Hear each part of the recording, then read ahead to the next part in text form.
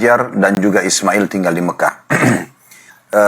Membaiklah ya, keadaan ekonomi mereka, serta juga populasi mereka cukup berkembang pesat pada saat itu. Sampai ada satu suku Arab yang cemburu, yaitu suku Khuza'ah. Lalu mereka mengepung Mekah dan terjadilah peperangan besar antara Khuza'ah sama Jurhum. Dan akhirnya berhasil Jurhum dikalahkan oleh Khuza'ah dan Khuza'ah akhirnya menguasai Mekah. Dan suku Jurhum sempat menimbun sumur Zamzam, yang kurang lebih ahli sejarah mengatakan antara 300 sampai 500 tahun tentunya sumur Zamzam hilang. Dan kita mengerucutkan bahasan kita ke sosok salah satu raja Khuza'ah yang bernama Amr bin Luhai. Orang ini yang Nabi SAW bersabda, ini terakhir yang kita bahas pada pertemuan yang lalu.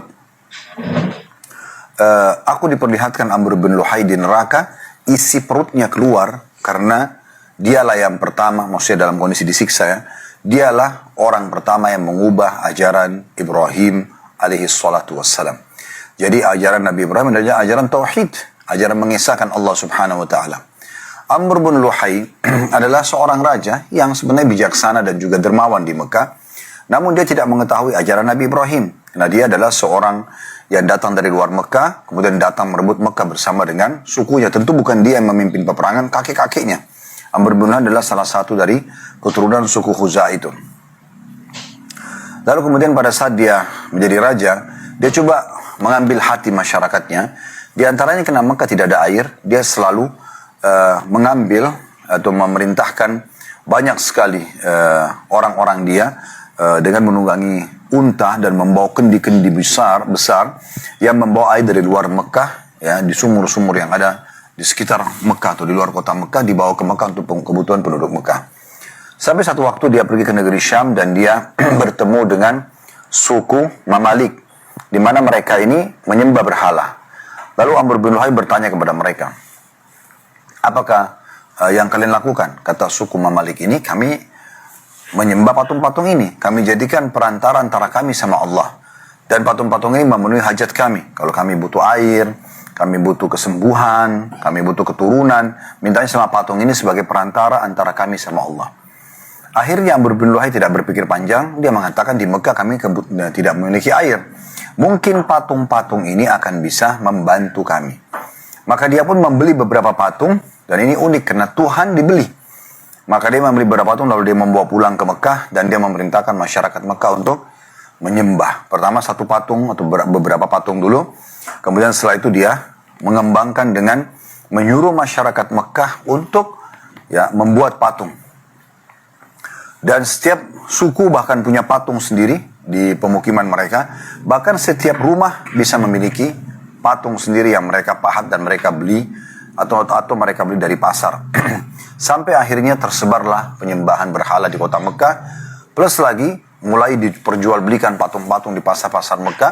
Akhirnya jemaah haji yang datang di masa itu juga ikut-ikutan. Mereka membeli patung lalu mereka mulai menyembah patung-patung ya di negeri-negeri mereka. Dan ini yang menyebabkan Nabi SAW mengatakan, aku diperlihatkan Amr bin Luhai di neraka, isi perutnya keluar karena dia yang pertama mengubah ajaran Ibrahim alaihi salatu wassalam. Tentunya kita sudah jelaskan juga tentang nama-nama patung yang ada di sekitar Ka'bah. Saya tidak akan ulangi lagi, tapi di antaranya adalah Isaf dan Na'ilah, yang sebenarnya mereka ini bukan patung, tapi mereka adalah laki-laki, Isaf laki-laki dan Na'ilah perempuan dari negeri Yaman, di mana mereka saling suka. Dan karena Isaf pada saat melamar Na'ilah ke ayah Na'ilah menolak, maka mereka pun janjian ikut dengan kafilah menuju ke Mekah untuk melaksanakan ibadah haji. Namun di saat Ka'bah lagi kosong, karena kondisi Ka'bah tidak seperti sekarang tentunya.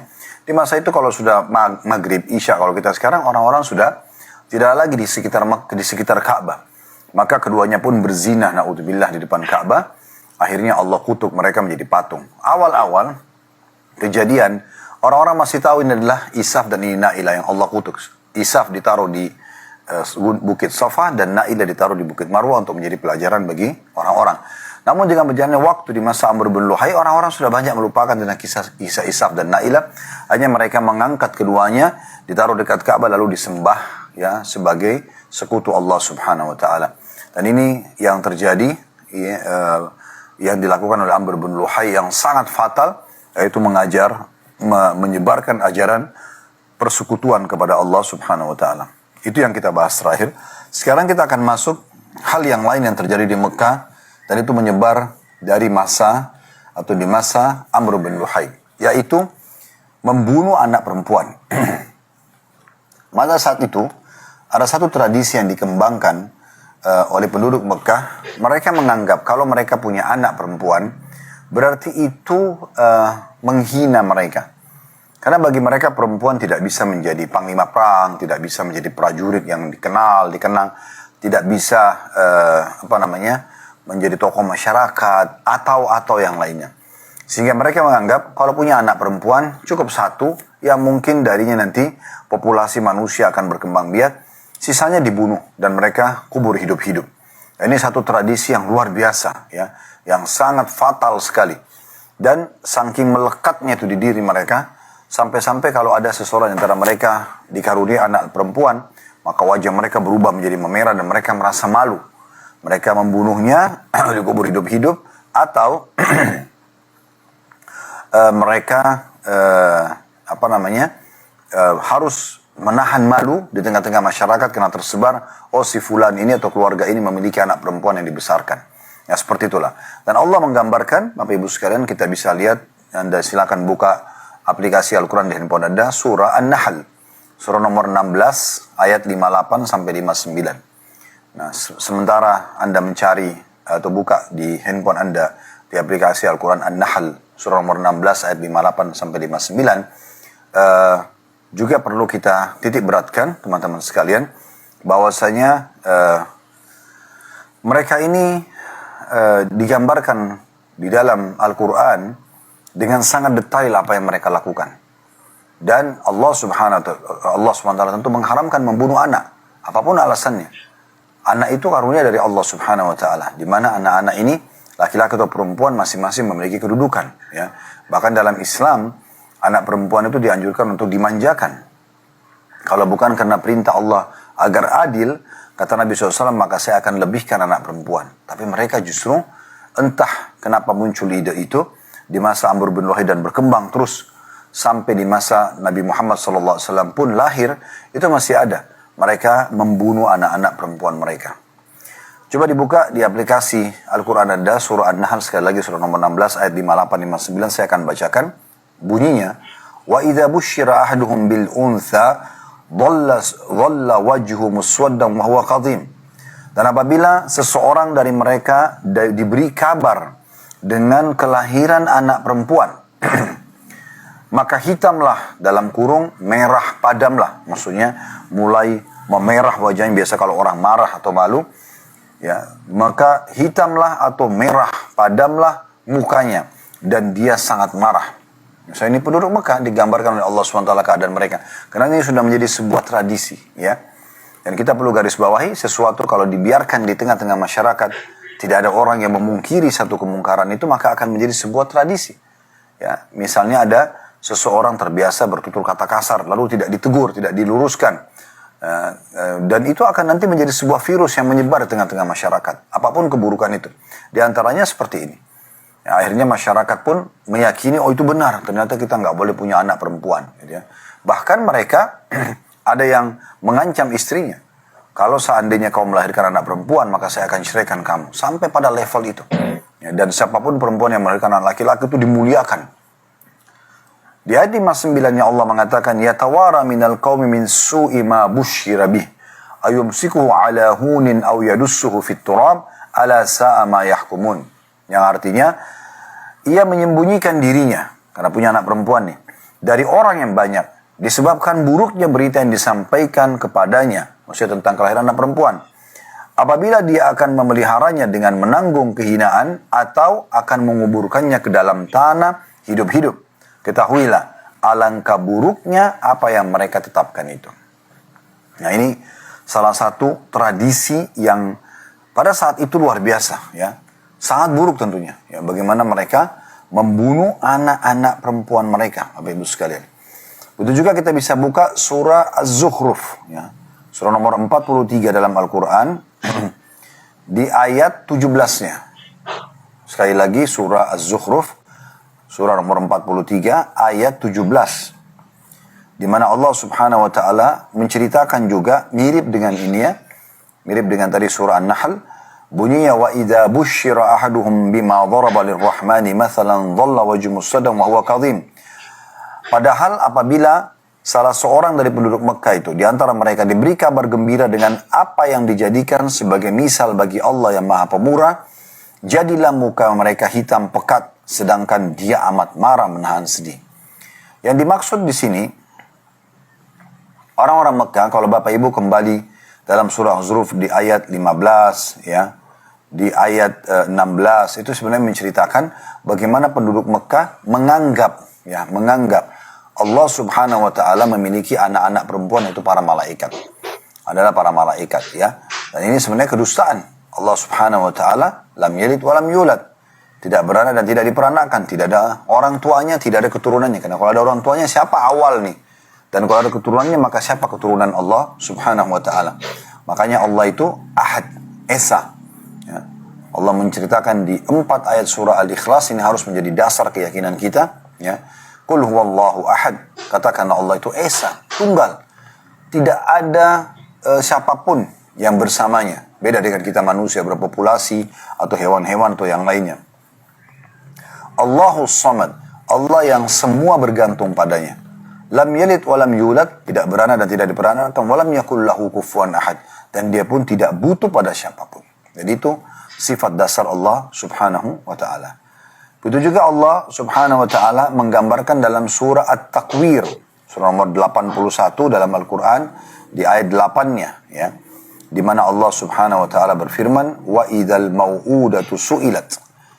Ayat 8 tentunya sampai ayat 9 ya. Wa idzal mau'udatu su'ilat, apabila bayi-bayi perempuan yang dikubur hidup-hidup itu ditanya nanti pada hari kiamat. Ayat 9-nya bi ayyi dzambin qutilat. Ya, karena dosa apakah mereka dibunuh? Tidak ada alasan untuk itu. Tapi subhanallah mereka melakukan perbuatan tersebut. Alhamdulillah syariat Allah Subhanahu wa taala yang dibawa oleh Nabi SAW sangat sempurna. Betul-betul kita tidak membutuhkan untuk membunuh anak-anak kita. Dan cukup banyak ayat-ayat Al-Quran di mana Allah Subhanahu wa taala melarang kita untuk membunuh anak-anak perempuan atau anak-anak secara umum ya. Ayat Al-Quran yang bicara melarang membunuh anak, saya coba cek memastikan ya, tepatnya di surah apa ya.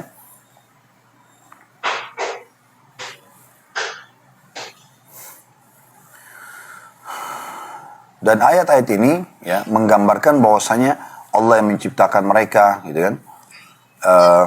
Allah yang memberikan rezeki kepada mereka. Ya. Jadi jelas sekali gitu ya. Bisa Anda lihat dalam surah Al-Isra, surah nomor 17 ayat 31. Ya.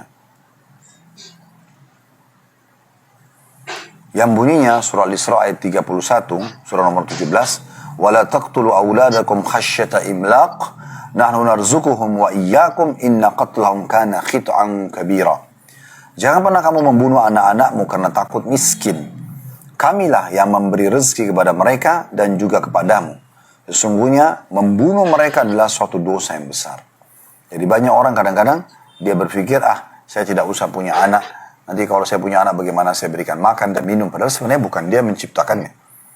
Saya dan semua laki-laki tugasnya adalah bagaimana kita ya bekerja, berikhtiar, ya mencari rezeki, menikah, kemudian tentunya kita memiliki sperma, bibit manusia yang kita akan tuangkan ke rahim istri yang halal gitu ya, pasangan yang halal, dan dia pun memiliki sel telur yang akan menampung nanti ya bayi tersebut. Lalu lahirlah bayi tadi. Kita tidak punya apa-apa kecuali itu saja. Bukan kita yang memilih warna kulitnya, bentuk paras wajahnya, bentuk tubuhnya, rambutnya dan segala macam. Bahkan kita tidak punya andil di satu helai rambutnya. Allah Subhanahu wa taala penciptanya. Makanya Allah mengatakan jangan pernah kalian membunuh anak-anak kalian karena sesungguhnya kami yang memberi rezeki kepada kalian dan kepada mereka, ya. Kami memberi rezeki kepada ya, mereka dan kepada kalian. Dan sesungguhnya membunuh mereka adalah kesalahan yang fatal. Ya. Jadi Allah sudah tentukan rezekinya. Ya, kalau orang memiliki anak, Allah sudah tentukan. Bahkan kita bisa meraih pahala yang sangat besar dengan mendidik anak-anak kita. Dalam sebuah sabda Nabi SAW, salah satu dari 7 hal yang paling banyak yang akan terus mengalirkan pahala setelah seseorang meninggal dunia. Salah satunya setelah ilmu yang bermanfaat adalah anak soleh, ya, anak soleh. Dan ini keturunan. Berapa banyak orang subhanallah yang belum Allah karuniahi, maka yang sudah dikaruniai dan mereka masa sedih. Dan harusnya yang sudah dikaruniai dia menjaga baik-baik ini. Nah itu perbuatan yang kedua teman-teman sekalian yang terjadi di masa Amr bin Luhai. Setelah memasukkan patung ke Jazirah Arab, dia juga ya menyebarkan untuk menghinakan anak perempuan sampai pada level membunuhnya. Yang ketiga teman-teman sekalian, dia mengubah talbiyah. Talbiyah adalah ucapan yang dianjurkan para jemaah haji dan jemaah umrah dari masa Nabi Ibrahim alaihissalam dan Ismail alaihissalam. Masih ingat kita sempat menjelaskan dari dua nabi mulia inilah ya tersyariatkan ibadah haji, ya, dan bagaimana rentetan kehidupan mereka akhirnya membuat itu adalah rangkaian, satu kerangkaian haji. Seperti tidak jadi disembelih Nabi Ismail, jadi rangkaian itu hadyu atau menyembelih hewan di musim haji, atau berkurban bagi orang yang sedang tidak haji juga, ya. Kemudian juga ada tawaf dan sa'i. Tawaf itu setelah dibangun Ka'bah, orang disunahkan sholat di belakang makam Ibrahim itu sebagai bukti kalau Nabi Ibrahim membangunnya. Tawafnya itu membersihkan dosa. Sa'i adalah upaya ibunda Hajar alaihi salatu wassalam, di mana beliau yang keliling untuk mencari air Zam-Zam. Air Zam-Zam juga ditemukan dari hadiah dari Allah Subhanahu wa taala untuk keluarga yang mulia ini. Jadi memang rangkaian ini seperti jumrah juga itu karena upaya Nabi Ibrahim alaihissalam untuk melempar iblis yang datang menggoda beliau agar tidak membunuh anaknya Ismail, itu menyembelih anaknya Ismail sesuai dengan perintah Allah. Inilah semua rentetan yang mungkin tidak kita ulangi lagi, yang sudah kita sampaikan pada pertemuan-pertemuan sebelumnya. Nah, di dalam pengerjakan ibadah haji dan umrah, tentu yang ada sudah pernah pergi tidak asing, dianjurkan kita membaca labbaik Allahumma labbaik. Labbaik Allahumma labbaik artinya Allah, aku jawab panggilanmu dengan santun. Labbaik la syarika laka labbaik. Aku jawab panggilanmu dengan santun dan tidak ada sekutu bersamamu. Nah ini kita langsung menepis apa yang dibuat oleh Amr bin Luhai. Tidak ada sekutu bagi Allah. Di masa itu banyak sekali patung-patung dijadikan sebagai sekutu Allah Subhanahu wa ta'ala. Bahkan nanti akan kita lihat di masa Nabi SAW bebaskan kota Mekah, beliau ya pada saat itu menghancurkan 360 patung yang ada di sekitar Ka'bah. Yang masing-masing suku menyembah patung-patung tersebut. Anda bisa bayangkan berapa banyak, memenuhi tempat itu dari patung-patung kalau 360 jumlahnya. Kita ulangi lagi talbiyahnya, labbaik Allahumma labbaik. Ya Allah, aku jawab panggilanmu dengan santun. Labbaik la syarika laka labbaik. Aku jawab panggilanmu dan tidak ada dengan santun dan tidak ada sekutu bersamamu. Innal hamda, sesungguhnya puji-pujian, wan ni'mata, dan semua nikmat, laka wal mulk, serta kerajaan adalah semua milikmu, la syarika lak. Diulangi lagi, tidak ada sekutu bersamamu. Amr bin Luhai dia menambah, karena dia memasukkan patung-patung di Jazirah Arab, terutama di Mekah. Dia suruh nambah talbiyah itu dan dilakukan oleh masyarakat Mekah.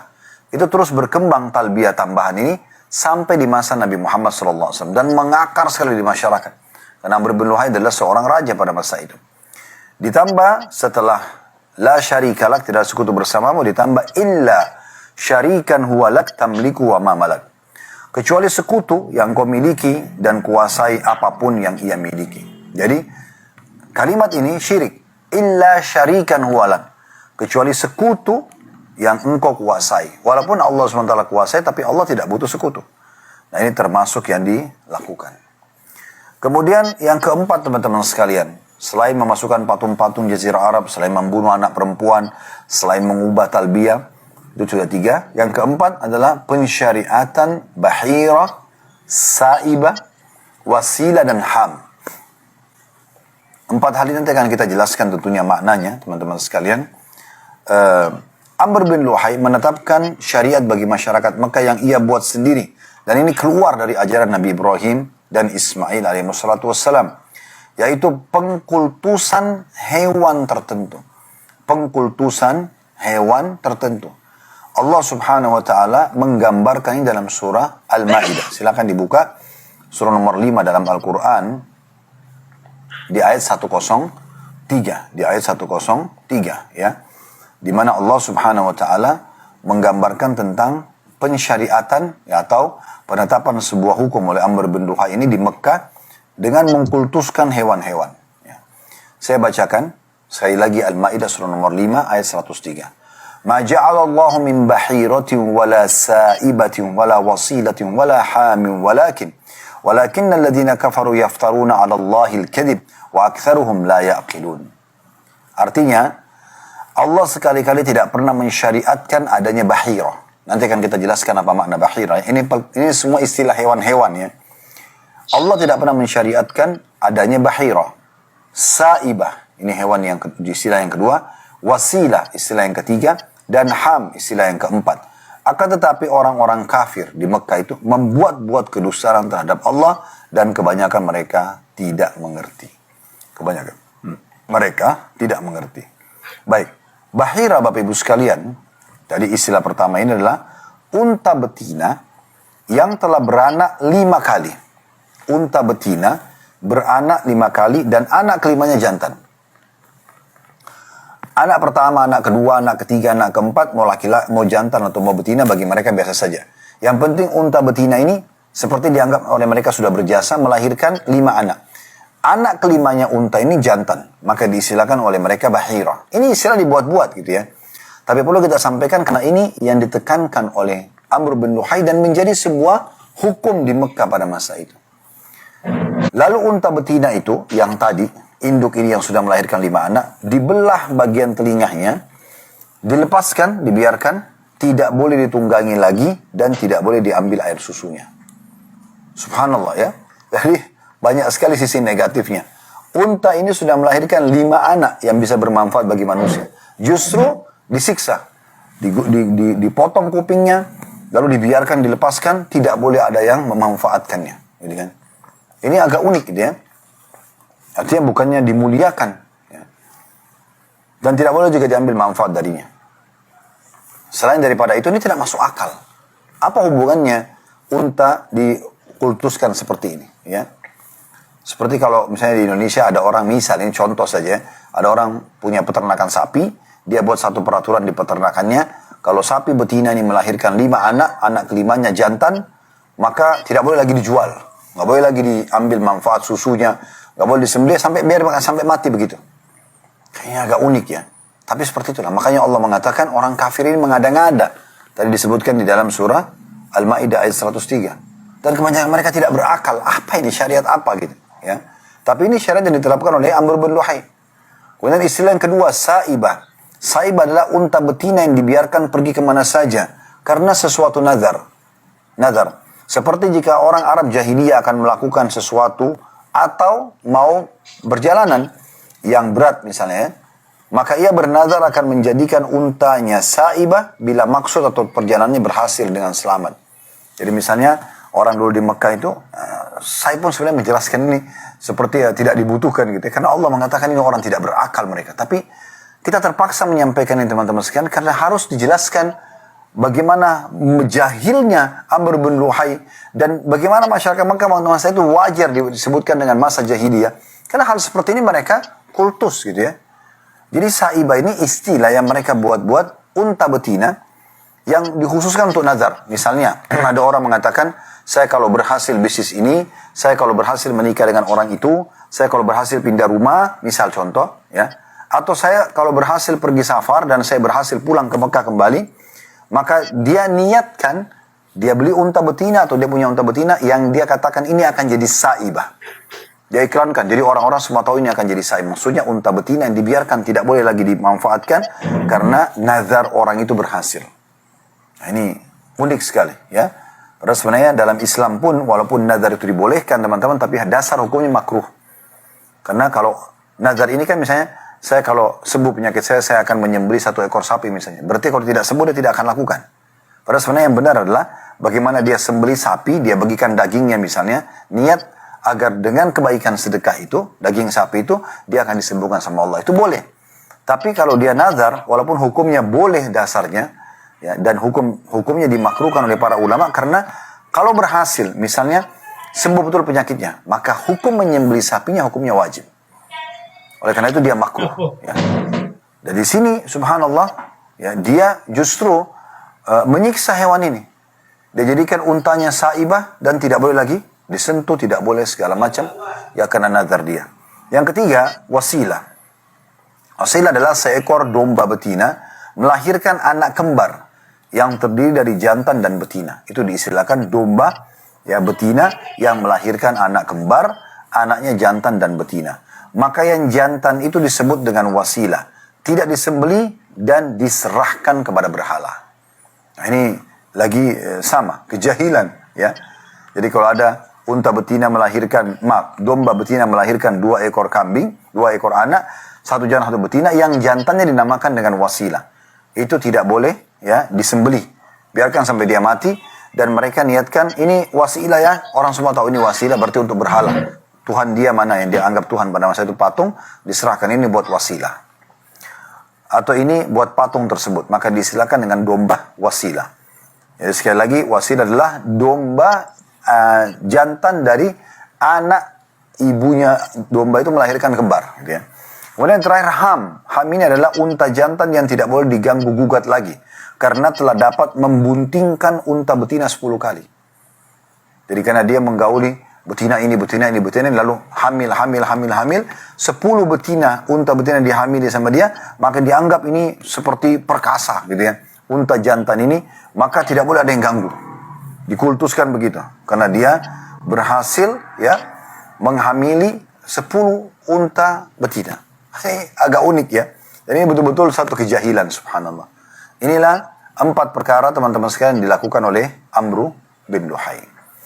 Baik. Tentu kita tidak lanjut lagi tentang bagaimana keadaan Amru bin Luhai, karena cukup sudah hadis Nabi SAW menggambarkan pada saat dia meninggal dunia, Allah memperlihatkan Nabi Muhammad SAW ya, bahwa Amru bin Luhai di neraka lagi disiksa, nanti di akhirat dia akan masuk neraka, di kuburan tentu disiksa, karena dia mengubah ajaran Ibrahim AS. Sekarang kita akan masuk poin baru teman-teman sekalian tentang masalah masuknya Yahudi dan Nasrani di Jazirah Arab. Nah ini sebuah poin juga yang perlu disinggung sebelum kelahiran Nabi Muhammad SAW. Jadi kenapa bisa ada orang Yahudi di Madinah misalnya? Contoh di Madinah di masa Nabi SAW hijrah itu ada 3 suku Yahudi yang masyhur. Qainuqa, Nadir, dan Quraidah. Mereka sudah hijrah ke Madinah jauh sebelum kelahiran Nabi Muhammad SAW. Sudah turun-temurun di Madinah. Kenapa mereka bisa ada di Jazirah Arab? Apa sebabnya? Ya. Begitu juga kita tahu sampai hari ini ada orang-orang Yahudi di Jazirah Arab ya. Sebagian Jazirah Arab gitu ya. Dan juga ada orang-orang Nasrani. Seperti di Syria, di Lebanon. Ya. Ada orang-orang Arab tapi orang-orang Nasrani. Bagaimana ceritanya mereka ini? Bisa ada di Jazirah Arab. Nah ini yang akan kita bahas. Kita akan mulai, kita bagi dari poin A dan poin B. Tergantung waktunya. Kita lihat nanti selesai sampai di mana. Tapi di poin A kita mulai dulu dari masuknya Yahudi di Jazirah Arab. Ahli sejarah teman-teman sekalian, kita ambil 2 saja. Tentu ada banyak ahli sejarah, tapi yang kami jadikan rujukan adalah Ibnu Athir dan Ibnu Kathir. 2 orang ini ya, Ibnu Athir dan Ibnu Kathir ya. 2 orang yang masyhur dengan panggilan ini tentunya. Mereka kedua menyebutkan bahwasanya awal mula Yahudi masuk ke Jazirah Arab itu adalah kisah seorang raja yang bernama Rabi'ah bin Nasr. Rabi'ah bin Nasr adalah seorang raja di negeri Yaman pada masa itu. Ia bermimpi yang membuatnya gelisah tentang gangguan pada keluarganya. Pada masa itu, orang banyak mempercayai dukun, peramal, penyamun, dan penyihir. Maka Rabi'ah bin Nasr pun bertanya kepada para dukun dan para peramal tentang mimpinya. Dan mereka berkata, akan datang pasukan dari Ahbash, dari Ethiopia, yang akan menguasai Yaman dan merebut kekuasaan darinya.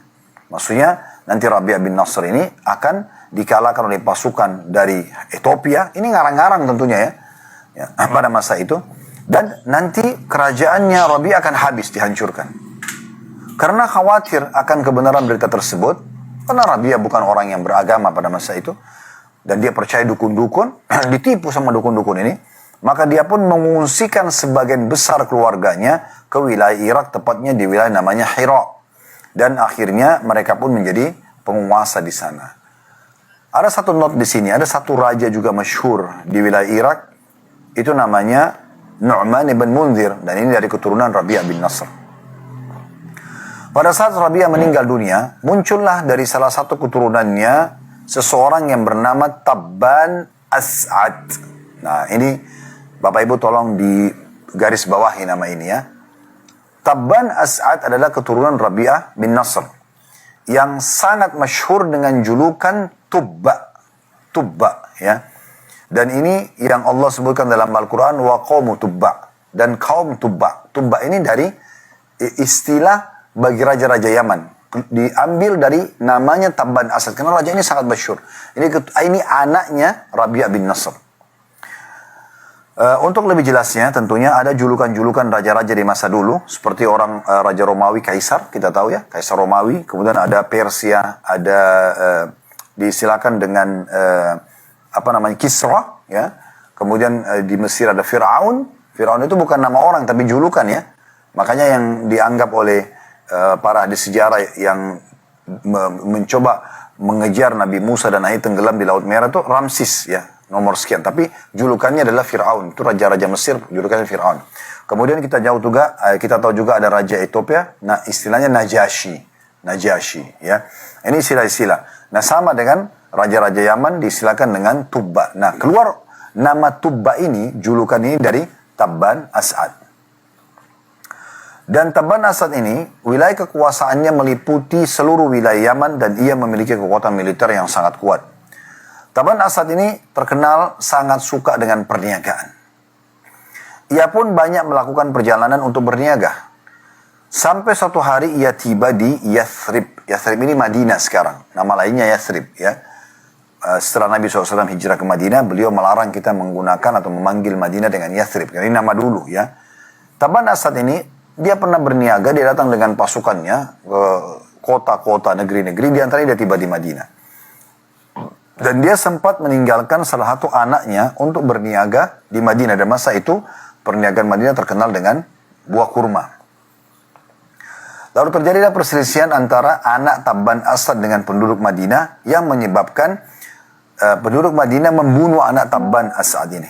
Maka karena marah, Tabban Asad pun segera menyiapkan pasukan besar mengepung Madinah pada masa itu dan ingin membalas dendam kepada penduduk Madinah karena kematian anaknya. Saat tiba di Madinah, tanpa terelakkan lagi terjadi peperangan antara Tabban dengan penduduk Madinah. Tabban sangat dikejutkan melihat kemurahan hati masyarakat kota Madinah, karena pada siang hari mereka berperang dengan pasukan Tabban, tapi malam hari mereka mengirim makanan dan obat-obatan kepada musuh-musuh mereka. Namun Tabban tidak peduli dengan itu, walaupun dia sempat kagum melihat sikap orang Madinah, tapi dia tetap ingin membalas dendam atas kematian anaknya. Sampai suatu hari, keluarlah dari kota Madinah, 2 orang pendeta Yahudi menemui Tabban dan bertanya kepada Tabban, wahai Raja yang mulia, apa yang Anda inginkan di kota ini? Tabban mengatakan, aku ingin membalas kematian anakku dengan menghancurkan kota ini berikut semua penduduknya. Maka kedua pendeta tersebut mengatakan, Anda tidak akan mampu. Maka kata Tabban, kenapa? Kata kedua pendeta Yahudi ini, karena kota ini adalah tempat hijrahnya Nabi terakhir nanti. Nabi Muhammad SAW maksudnya, ya. Dan kami pun berada di kota ini turun-temurun karena hal tersebut. Bila Anda tetap ngotot untuk menghancurkan kota ini, maka Allah akan menghancurkan Anda. Ini keyakinan orang Yahudi tentang kemuliaan kota Madinah. Dan sampai hari ini tentu kita muliakan kota Madinah. Ini menggambarkan bagaimana Yahudi sangat menyadari dan mengetahui kedatangan Nabi Muhammad SAW. Dan mereka betul-betul mengenal Nabi Muhammad SAW. Bahkan mereka lebih mengenal daripada anak-anak mereka. Makanya Allah menyinggung dalam surah Asy-Syu'ara. Ya, silakan Anda buka surah Asy-Syu'ara. Saya juga akan coba memastikan, ya. Surah nomor 26 ayat 197. Asy-Syu'ara 26 ayat 197 ini, Bapak Ibu sekalian, Allah menyinggung mereka, ya, para orang-orang Yahudi ini, bagaimana mereka sudah tahu tentang Nabi Muhammad SAW. Bahkan mereka hijrah ke Madinah jauh sebelum kelahiran Nabi Muhammad SAW. Tujuannya tidak lain kecuali untuk menunggu kedatangan Nabi Muhammad SAW untuk Nabi terakhir yang mereka yakini. Allah menggambarkan di 197 tepatnya, ya. Maaf, bukan 196, 197. Asy-Syu'ara surah nomor 26 ayat 197 yang bunyinya, awalam yakun lahum ayatan ay ya'lamahu ulama'u Bani Israel. Dan apakah tidak cukup menjadi bukti bagi mereka bahwa para ulama Bani Israel mengetahuinya? Maksudnya mengetahui Nabi Muhammad SAW. Mereka hijrah ke Madinah untuk itu. Mereka hijrah ke Madinah untuk itu. Dan Allah Subhanahu wa ta'ala menggambarkan Memang Nabi Muhammad SAW teman-teman sekalian itu sudah disebutkan dalam Taurat dan Injil. Bahkan mereka sangat yakin akan keluar Nabi terakhir itu. Apalagi yang berpegang teguh pada kemurnian isi Taurat dan isi Injil. Anda bisa lihat dalam surah Al-A'raf, surah nomor 7 dalam Al-Quran, di ayat 157. Ini kita bisa lihat bagaimana Allah menggambarkan kalau Nabi Muhammad SAW memang betul-betul tergambarkan di dalam Taurat dan Injil. Kita yakin itu, karena ini penyampaian Allah dalam Al-Quran. Sekali lagi, silakan buka surah Al-A'raf, surah nomor 7, ayat 157. Saya akan bacakan, ayat ini cukup panjang. Allah berfirman, "Alladzina yattabi'una ar-rasula an-nabiyya al-ummiyya alladhi yajidunahu maktuban 'indahum fit Taurati wal Injili ya'muruhum bil ma'rufi wa yanhahum 'anil munkari wa yuhillu lahum at-tayyibati wa yuharrimu 'alayhim al-khaba'ith wa yadh'u 'anhum israhum wal aghlal allati kanat 'alayhim. فالذين آمنوا به وعزروه ونصروه واتبعوا النور الذي أنزل معه أولئك هم المفلحون." Allah mengatakan, orang-orang yang mengikuti Rasul Nabi Muhammad SAW, Nabi yang ummi, nggak bisa baca, nggak bisa nulis. Memang itu kelebihan yang Allah berikan kepada Nabi Muhammad SAW untuk menepis isu kalau Al-Quran dikarang-karang oleh Nabi Muhammad SAW. Sampai hari ini masih ada di antara para orientalis, orang-orang barat yang sengaja belajar Islam untuk mencari kekurangan Islam. Mereka masih menyebarkan isu ini, mengatakan Al-Quran adalah susunan potongan ayat-ayat Injil dan Taurat yang disusun oleh Nabi Muhammad SAW. Maka Allah membantah, dia ummi. Nabi Muhammad SAW tidak bisa baca, tidak bisa nulis. Bagaimana dia mengarang-arang? Apalagi di masa itu belum ada ya alat kayak kita sekarang, media. Kalau mungkin ada media kayak sekarang, orang masih bisa saja menganggap, oh iya, bisa tinggal copy paste dan diambil gitu kan. Maka ini jelas Allah mengatakan, oh itu orang-orang yang mengikuti Rasul, Nabi yang ummi, yang namanya mereka dapati tertulis dalam Taurat dan Injil, yang ada di sisi mereka, yang menyuruh mereka mengerjakan yang ma'ruf. Ciri Nabi Muhammad SAW menyuruh mereka melakukan ketaatan kepada Allah, dan melarang mereka dari mengerjakan yang mungkar, yang dilarang oleh Allah, dan menghalalkan bagi mereka segala yang baik dan mengharamkan bagi mereka segala yang buruk, dan juga membuang dari mereka beban-beban dan belenggu-belenggu yang ada pada mereka. Karena dalam Al-Quran ada hukum-hukum yang menghapus yang tadinya ada dalam hukum Taurat dan Injil. Di antaranya contoh misalnya Bani Israel dulu di masa Nabi Musa AS, dalam surah Al-Baqarah digambarkan kalau mereka berbuat dosa besar, cara tobatnya selain bertobat kembali kepada Allah, istighfar kepada Allah, mereka juga membunuh diri mereka. Tapi di masa Nabi Muhammad SAW sudah tidak lagi membunuh diri dengan taubat. Cukup kata Imam Nawawi rahimahullah mengerjakan satu dari 3 hal. Meninggalkan dosa itu seketika, menyesali dan janji sama Allah tidak mengulanginya, maka sudah cukup.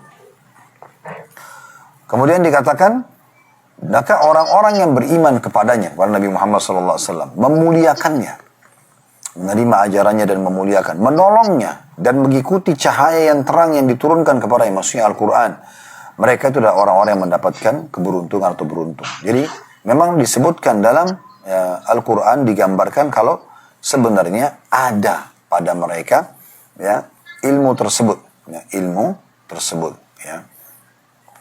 Baik, kita tidak panjang lebar jelaskan ini tentunya karena memang ini kalau mau dilanjutkan cukup panjang ya bahasanya, karena dalam surah Shaf juga disebutkan bagaimana Nabi Isa mengatakan ya'ti min ba'di ismuhu Ahmad. Dia Nabi Isa menyampaikan kepada Bani Israel kalau akan datang nanti Nabi setelahnya bernama Ahmad. Dan Nabi Muhammad SAW mengatakan, ya sungguhnya saya memiliki 5 buah nama, saya Muhammad dan saya Ahmad. Dua-dua maknanya sama, Muhammad sama Ahmad artinya terpuji ya. Kemudian saya Hasyir, yang dibangkitkan manusia setelah beliau dibangkitkan pada hari kiamat. Kemudian beliau juga Aqib, yang tidak ada Nabi sesudahnya. Dan juga beliau adalah subhanallah, saya lupa ya.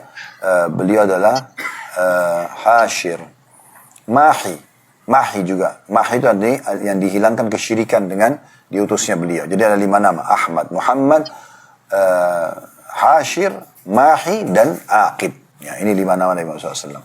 Dan tentu kita juga nanti akan lihat Bapak Ibu sekalian ke depannya, bi'inillahi ta'ala, sebelum lahirnya Nabi Muhammad SAW, kalau nama Muhammad belum pernah dipakai di Jazirah Arab. Dan itu didapatkan oleh Abdul Muttalib dari seorang pendeta Nasrani di negeri Syam. Yang kita jelaskan di kisah kelahirannya Nabi Muhammad SAW. Tapi sekarang kita kembali dulu ke kisah Tabban As'ad ini.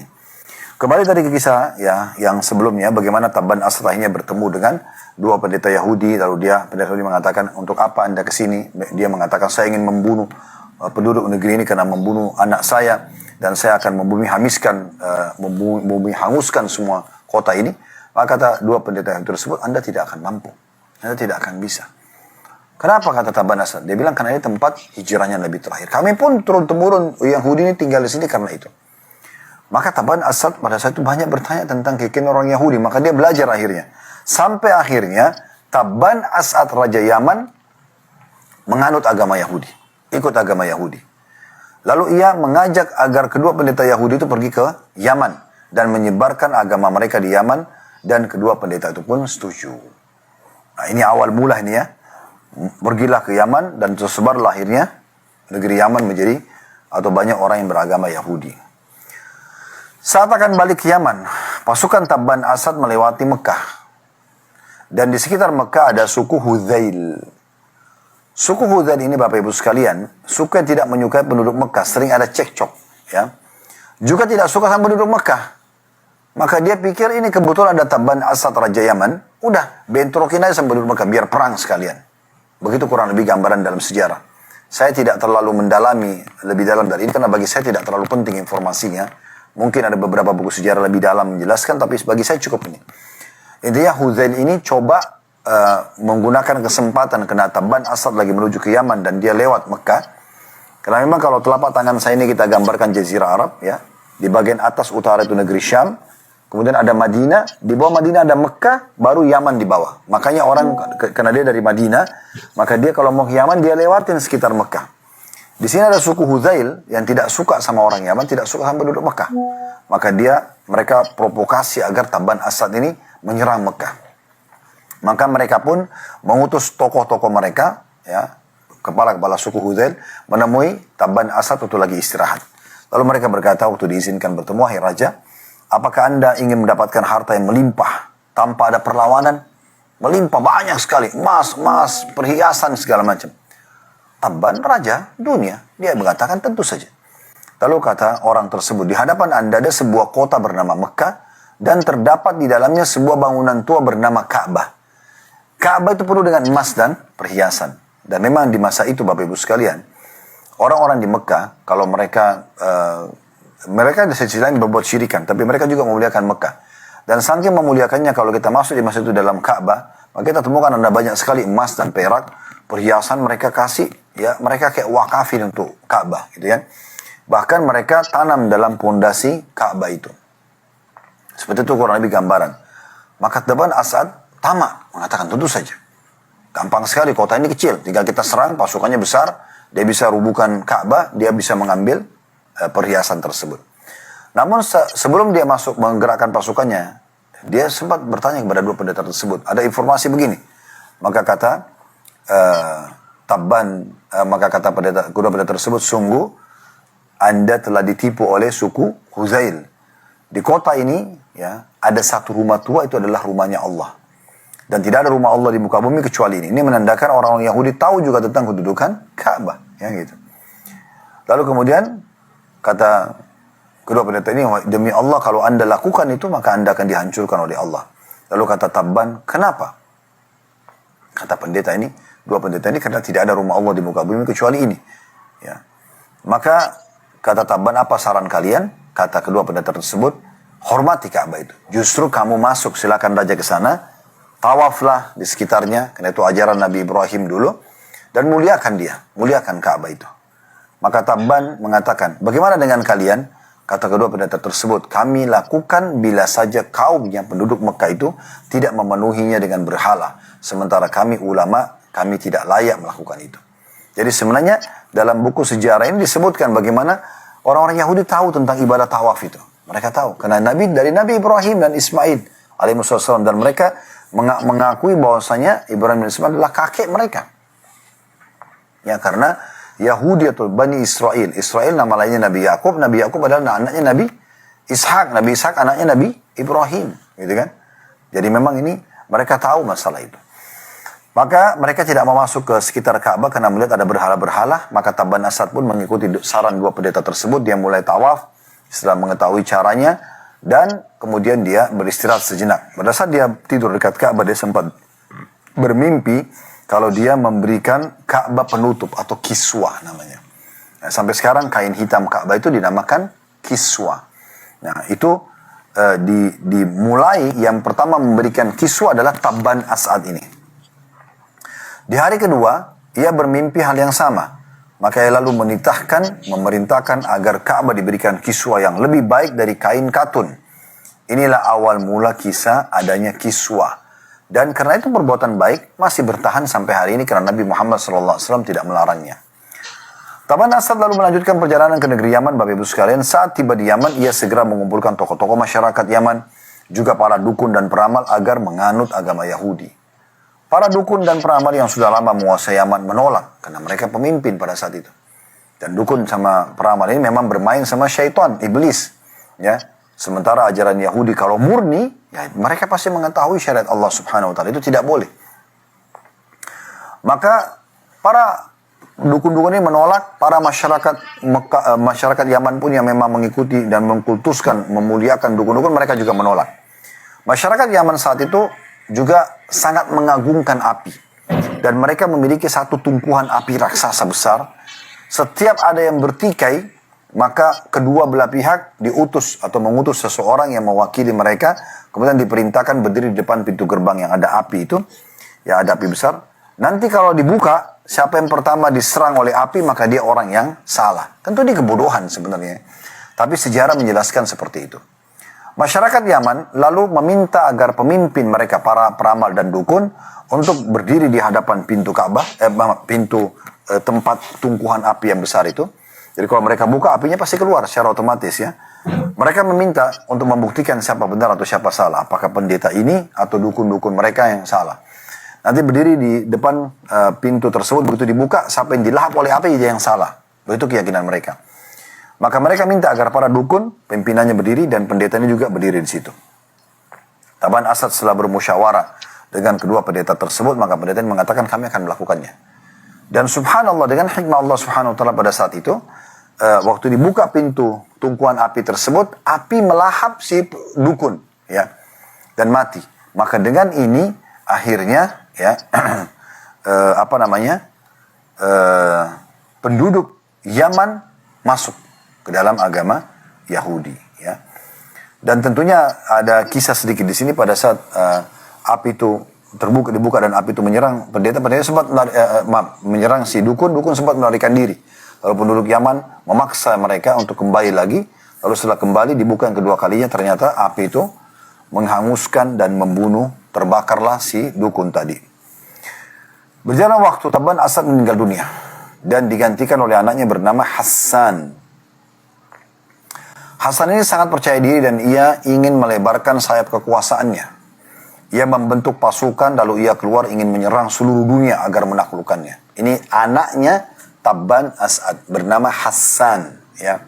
Kita sekarang pindah ke generasi setelahnya. Ini kan Rabi' bin Nasr tadi punya anak Tabban As'ad. Sudah panjang lebar kita ceritakan cerita Tabban As'ad. Sekarang Tabban As'ad sudah meninggal menganut agama Yahudi dan ada anaknya bernama Hassan. Ini turunan Yaman semuanya. Tentu di masa itu, Bapak Ibu sekalian, di masa itu ya keyakinan tentang beriman kepada Allah ada di tangan orang Yahudi dan orang Nasrani, gitu ya. Dan Nabi Muhammad SAW belum diutus, gitu ya. Hasan ini sangat percaya diri dan dia ingin coba menyerang, ya, membentuk pasukan dan ingin menguasai, ingin menjadikan Yaman sebagai negara adik kuasa lah di masa itu. Dan dia sempat bertanya kepada para prajuritnya, siapa kira-kira negara yang paling kuat di dunia pada masa itu. Maka salah satu pemimpin yang panglima perang mengatakan Persia. Persia ini wilayah yang sangat luas. Jadi kalau Yaman itu ada, kalau tadi telapak tangan saya ini saya gambarkan Jazirah Arab, Yaman ada di bagian bawahnya. Kalau Anda searching di Google tentang Jazirah Arab, Anda akan lihat bentuknya ya mirip-mirip lah ya, telapak tangan mungkin kurang lebih. Di bagian bawah itu Yaman.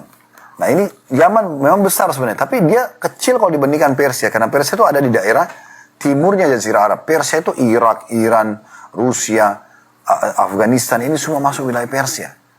Maka dia dengan percaya diri Hasan mengatakan, saya akan mulai menyerang Persia dulu. Pasukan pada saat itu mulai bergerak ke Persia, tapi di tengah jalan pasukan ini mulai berpikir, kita ini disuruh menyerang Persia oleh Hasan. Tapi untuk apa gitu? Persia ini negara yang sangat besar. Bisa habis percuma kita, dibunuh gitu ya. Maka Hasan pun ya pada saat itu tetap ngotot. Waktu pasukannya memberikan masukan, dia tidak mau tahu. Pokoknya intinya saya ya maunya menyerang. Gitu. Maka Hasan ini pun sangat sensitif dia. Dia untuk berhati-hati ya. Dia seorang raja dan panglima perang. Dia tidak membolehkan sembarangan orang masuk ke kemah dia selama perjalanan menuju ke Persia. Kecuali orang yang dia percaya. Para pemimpin pada saat itu mulai diskusi. Panglima-panglima perang yang lain. Ini percuma ini. Hasan ini orang yang ngotot, keras kepala, gak mau dengar gitu ya. Dan bagaimana kalau kita sampai pergi ke Persia dan kita kalah semuanya nih. Habis Yaman, tidak ada pemimpinnya lagi. Maka para pemimpin akhirnya mulai berdiskusi dan mengatakan, tidak ada yang bisa masuk leluasa ke dalam kemahnya Hasan untuk membunuhnya agar berhenti di keputusan, kecuali saudaranya bernama Amr. Para pemimpin lalu menawarkan kepada Amr, wahai Amr, ini kakakmu Hasan ini udah ngawur. Masa mau pergi serang Persia? Persia negeri besar. Kalau kita terbunuh semuanya, habis ini. Nggak akan ada peluang untuk kita bisa menyelamatkan diri. Dan bisa saja Yaman habis pemimpinnya karena semua sudah keluar di sini. Maka mereka mengatakan, coba bagaimana kalau kau terima saran kami? Hasan ini coba berikan masukan. Tidak mau dengar, bunuh saja dia. Dengan cara kamu. Kalau kau berhasil membunuhnya, maka kami akan menobatkan kamu sebagai raja. Langsung kami nobatkan kamu sebagai penggantinya. Gitu kan? Ada satu orang, namanya julukannya Dzurru'ain. Dzurru'ain ini salah satu dari panglima perang yang tidak setuju dengan pendapat itu. Lalu dia mengatakan kepada Amr, hai Amr, ingat, tidak ada orang yang membunuh saudaranya sendiri kecuali nanti dia akan ditimpa kesedihan yang berkepanjangan. Dan aku sarankan jangan kamu membunuhnya. Jangan ikuti saran para panglima ini. Bicara baik-baik dengan saudaramu, siapa tahu dia mau menerima. Namun Amr tidak mau dengar Dzurru'ain, dia sudah tamak dengan penawaran. Karena cuma tusuk kakaknya, mati, dia jadi raja. Gitu. Maka dia pun hanya masuk ke dalam kemah kakaknya, di saat kakaknya lagi tidur, dia membunuhnya. Lalu Dzurru'ain, suatu Amr sempat didobatkan jadi raja langsung di tempat itu. Dia menuliskan sebuah pesan, dia mengatakan, pesan ini, tolong disimpan di sisimu, hai Raja Amr, ya, bahwasanya saya tidak terlibat dalam pembunuhan ini. Ya, satu waktu kau akan membutuhkan surat ini. Setelah membunuh kakaknya, ternyata betul terjadi dalam kehidupan Amr, dia merasa sedih sekali. Karena dia telah membunuh kakaknya Hasan dan tidak bisa tidur, tidak bisa makan, terganggu sekali. Setelah bermusyawarah dengan banyak orang-orang yang bijak, dan tentu sudah balik ke Yaman ceritanya, karena tidak jadi menyerang Persia, karena Hasan sudah terbunuh. Maka ada orang yang memberikan masukan, mengatakan, engkau tidak akan pernah tenang, hai Amr, sampai kau membunuh orang-orang yang telah menyarankan untuk membunuh kakakmu. Maka Hasan pun akhirnya mengambil keputusan, Amr mengambil keputusan untuk membunuh semua panglima perang yang memberikan saran kepada dia untuk membunuh kakaknya Hasan. Maka dia pun membunuh semuanya, dan salah satu panglima perang itu adalah Dzurru'ain. Maka Dzurru'ain pada saat tiba giliran akan dipenggal lehernya, dia mengatakan, wahai Raja Amr, saya sudah titipkan surat kepada anda di saat anda dinobatkan jadi raja dan anda membunuh kakak anda Hasan. Maka cobalah buka gitu kan. Maka Amr pun membuka dan ternyata di dalamnya ada pepatah bahasa Arab yang Dzurru'ain menulis untuk mengingatkan, jangan membunuh saudaramu dan aku berlepas diri kalaupun kau melakukannya. Maka satu waktu kalau engkau akan menghukum mati orang-orang yang membunuh saudaramu, jangan engkau menghukumku. Maka akhirnya ya Amr pun memaafkan Dzurru'ain. Semua panglima perang dibunuh kecuali Dzurru'ain. Setelah Amr wafat, maka anak-anak Rabi'ah bin Nasr, ya, kita kembali ke kakek awal tadi, ya, saling merebut tahta. Akhirnya Yaman pun jadi kacau pada saat itu. Saat Yaman jadi kacau, Bapak Ibu sekalian, muncul satu orang perampok jalan bernama Hunay'ah Dzi Shanatiq. Hunay'ah Dzi Shanatiq ini dia menunggangi kekacauan politik yang sedang ada. Dia perampok jalan. Karena setelah meninggal Amr, maka anak-anaknya berebut tahta, gitu kan? Kan Rabi'ah bin Nasr tadi, kakek pertama, yang mimpi kacau ya keluarganya, khususnya sama dukun. Kemudian ada diteruskan kerajaannya oleh anaknya Tabban As'ad, sudah ceritakan panjang lebar tadi. Setelah Tabban meninggal, anaknya Hasan memimpin. Hasan dibunuh oleh Amr, lalu Amr pun membunuh para panglima yang menyarankan untuk membunuh Hasan. Lalu Amr pun meninggal dunia. Nah, setelah Amr meninggal, anak-anak ya Tabban As'ad ini dan Rabi'ah bin Nasr ini berkacau, mereka memperebutkan tahta. Datanglah tadi satu orang yang agak unik nih ya, yaitu ya Khunai'ah Dhi Shanatiq, perampok jalan. Dia tiba-tiba bawa pasukannya menyerang istana dan akhirnya merebut istana dan menobatkan diri menjadi raja Yaman pada saat itu. Khunai'ah ini, Bapak Ibu sekalian, rahimakumullah, tentu ini kami ringkas-ringkaskan ceritanya, tapi memang harus kita sampaikan tentang kisah Yaman ya. Khunai'ah ini zalim, karena dia perampok jalan. Perampok, suka ngambil harta orang, tiba-tiba jadi raja. Maka dia zalim dengan masyarakatnya. Ngambil haknya orang sana sini, membunuh orang yang dia tidak suka, segala macam lah. Kisah panjangnya, Bapak Ibu sekalian, atau kisahnya cukup panjang. Yang jelas kesimpulannya, setelah dia berkuasa beberapa waktu, tidak disebutkan dalam buku sejarah berapa lamanya, ada dari turunan Rabi'ah bin Nasr yang namanya Dhu Nuwas. Nah sekarang dua orang ini kita bahas ya. Khunai'ah, ya, Dhi Shanatiq, yang perampok jalan yang merebut kekuasaan setelah Amr meninggal tadi. Dan ada keturunan dari Rabi'ah bin Nasr, masih saudaranya Amr, yang berjulukan Dhu Nuwas, ya, yang mendatangi istana, kemudian diam-diam, dan dia berhasil membunuh Khunai'ah. Sehingga kerajaan kembali ke tangan Dhu Nuwas, atau keturunan Rabi'ah bin Nasr. Habislah kekuasaan ya Khunai'ah Dhi Shanatiq. Sampai di situ, Bapak Ibu sekalian, tentunya ya kita tinggalkan kisah tentang Yaman, ya, tentang Yaman dan bagaimana agama Yahudi masuk ke sana. Tentu kalau kita ingin bahas tentang kisah bagaimana kerajaannya Amr, kesehariannya, ini butuh penelitian yang lebih jauh, tapi tidak penting buat kita bahas itu tentunya, karena tidak ada hubungannya dengan agama Islam juga ya. Nanti kita lebih penting membahas tentang dari kelahiran Nabi SAW, peperangan beliau dan seterusnya. Tapi ini adalah informasi tentang bagaimana saja Yahudi masuk ke Jazirah Arab.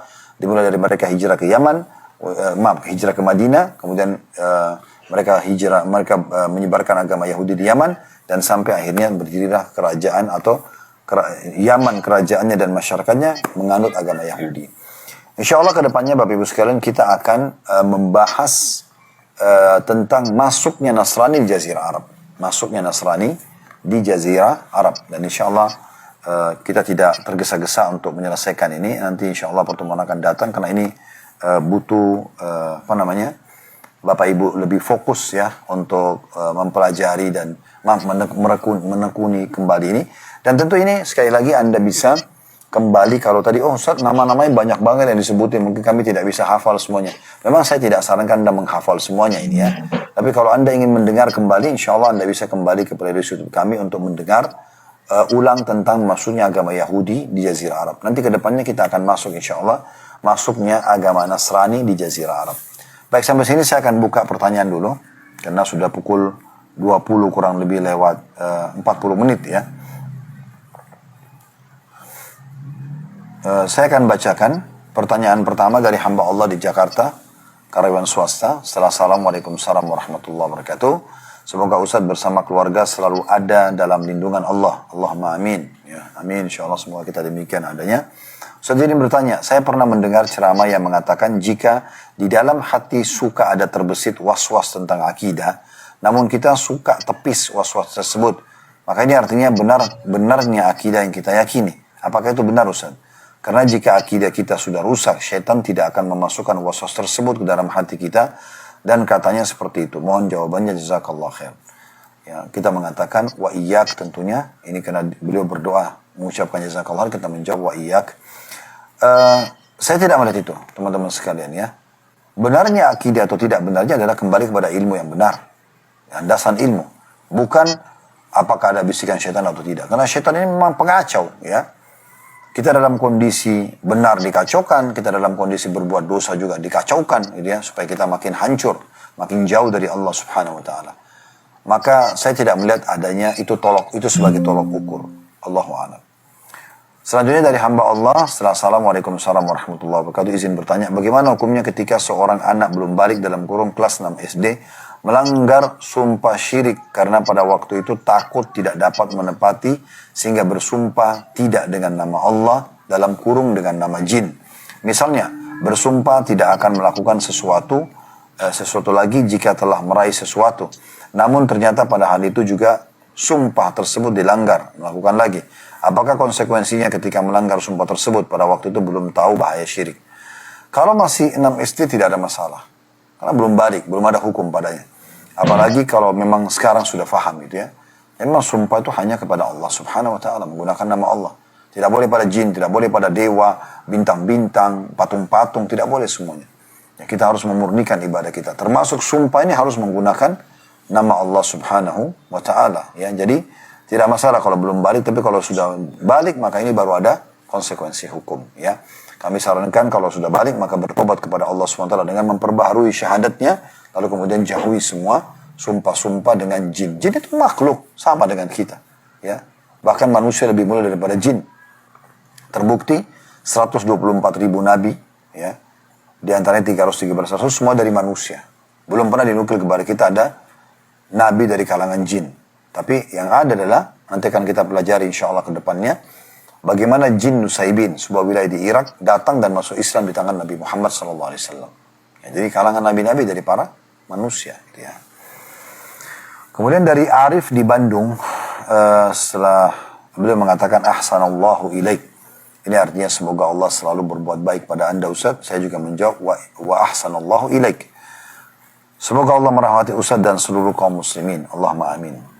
Ustaz, orang Yahudi mengenali Nabi kita sebagaimana mereka mengenali anak-anak mereka. Apakah orang-orang Yahudi yang sekarang mengetahui itu?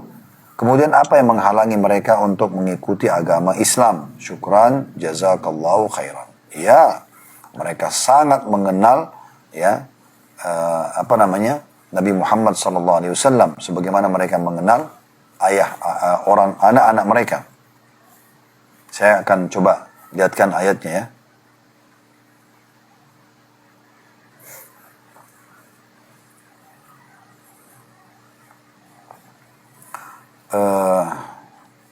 Sebentar, saya akan coba lihat. Ya, di dalam surah Al-Baqarah ayat 146. Ya, silakan dibuka. Al-Baqarah surah nomor 2 ayat 146. Di situ Allah subhanahu wa ta'ala menggambarkan. Sekali lagi Al-Baqarah 146, surah nomor 2 ya. Silakan dibuka dulu. Kita akan baca sama-sama. Ya. Ayat ini menjelaskan kalau mereka memang betul-betul ya mengetahui sebagaimana mereka mengetahui anak-anak mereka. Saya akan bacakan ayatnya. Bunyinya, alladzina atainahumul kitaba ya'rifuna kama ya'rifuna abna'ahum wa inna fariqam minhum la yaktumuna al-haqqa wa hum ya'lamun. Orang-orang dalam kurung Yahudi dan Nasrani yang telah kami beri Alkitab, Taurat dan Injil, mengenal Muhammad SAW seperti mereka mengenal anak-anak mereka sendiri.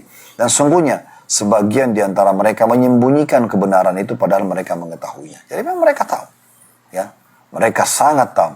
Nanti kan kita lihat teman-teman sekalian di saat kelahiran Nabi Muhammad SAW nanti di bahasan kita selanjutnya ya. Itu menggambarkan bagaimana pada saat kelahiran Nabi Muhammad SAW ada satu pendeta Yahudi yang naik ke atas menara di kota Madinah lalu teriak-teriak mengatakan, hai Yahudi, hari ini telah terlihat bintangnya Ahmad. Ya, maksudnya telah lahir dia. Itu mereka ucapan itu. Allahu a'lam sumbernya dari mana. Yang mereka ketahui itu ada bintang yang dikatakan bintang Ahmad. Tapi jelas mereka mengenal itu. Mereka sangat mengenal Nabi Muhammad SAW. Nah sekarang pertanyaan menarik nih dari penanya kita. Kenapa mereka tidak beriman? Orang-orang Yahudi, teman-teman sekalian, oleh Ibnu Abbas radhiyallahu anhu, sahabat Nabi ini, dimasukkan dalam tafsir potongan akhir ayat surah Al-Fatihah. Anda kan membaca di akhir ayatnya itu, ihdinas siratal mustaqim, siratal ladzina an'amta alaihim, ghairil maghdubi alaihim. Garis bawahi kata-kata maghdubi alaihim, waladdallin. Ya Allah, berikanlah kami petunjuk. Jalan orang-orang yang telah engkau berikan petunjuk. Yaitu Nabi Muhammad SAW dan para pengikutnya ya. Dan bukan jalan orang-orang yang maghdubi alaihim. Orang yang kau murkai. Kata Ibnu Abbas adalah orang Yahudi. Kenapa? Karena mereka tahu kebenaran, mereka tidak mau mengikutinya. Mereka tahu Nabi Muhammad SAW. Mereka tahu kebenaran Islam. Mereka tahu tentang benar Al-Quran, tapi mereka tidak mau, memang ngotot begitu. Ya.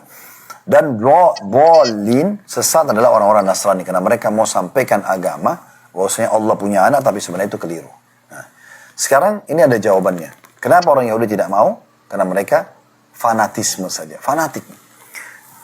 Isu yang disebarkan dan ditanamkan ke keturunan orang-orang Yahudi oleh mereka adalah, Nabi Ibrahim kan punya 2 orang istri. Sudah kita pelajari di awal sirah kita. Ada Sarah, lahir dari Sarah Ishak. Ishak dinobatkan jadi Nabi juga.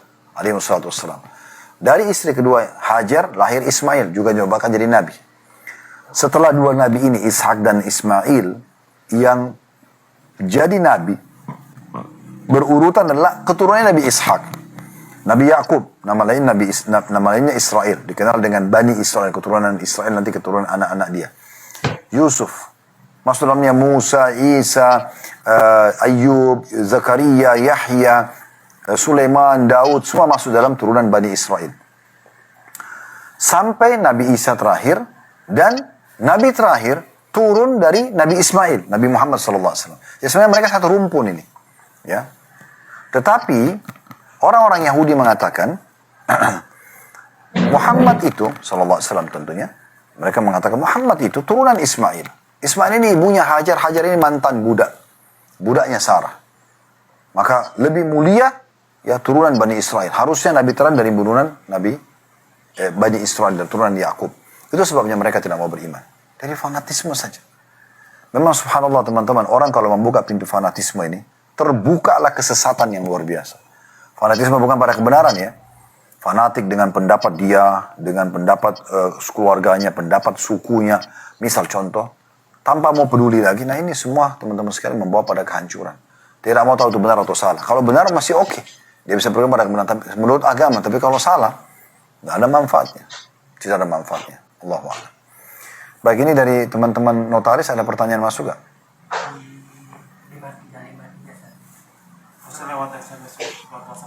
Ya, di sini belum ditulis apakah itu dari teman-teman notaris atau pertanyaan umum gitu ya.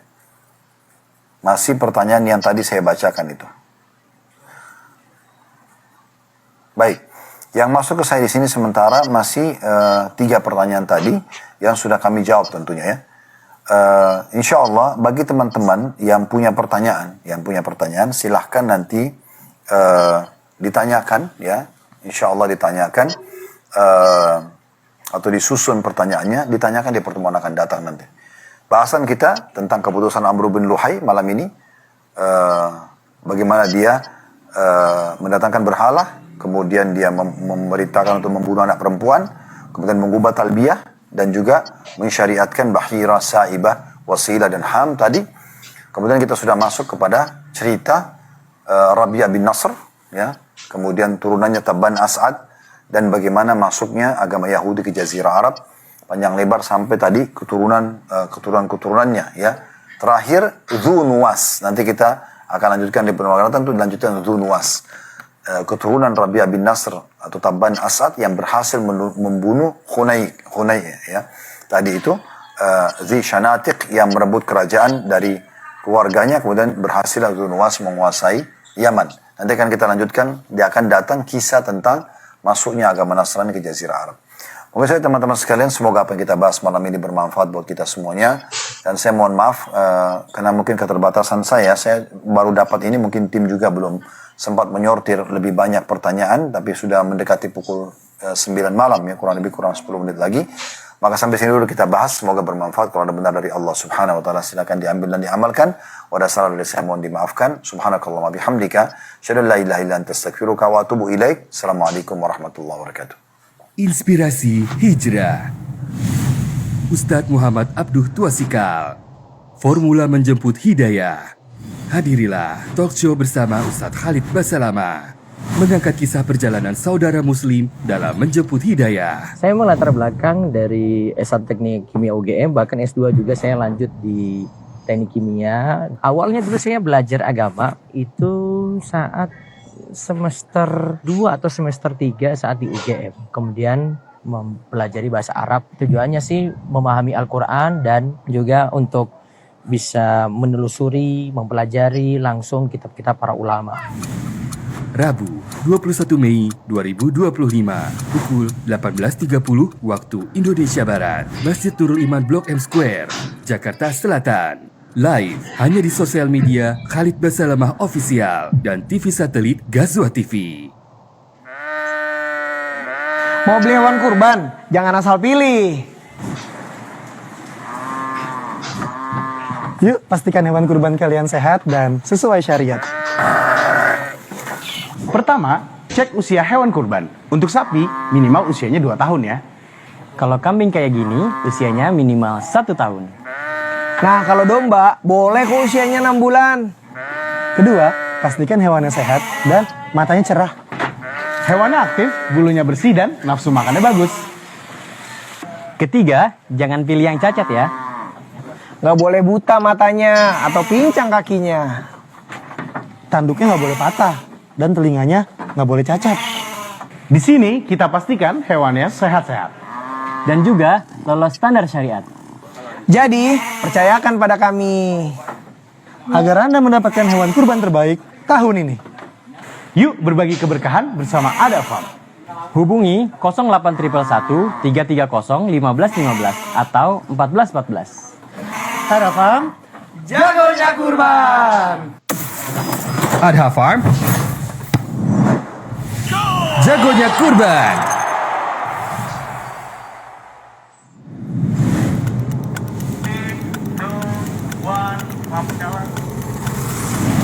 Gazwa Academy.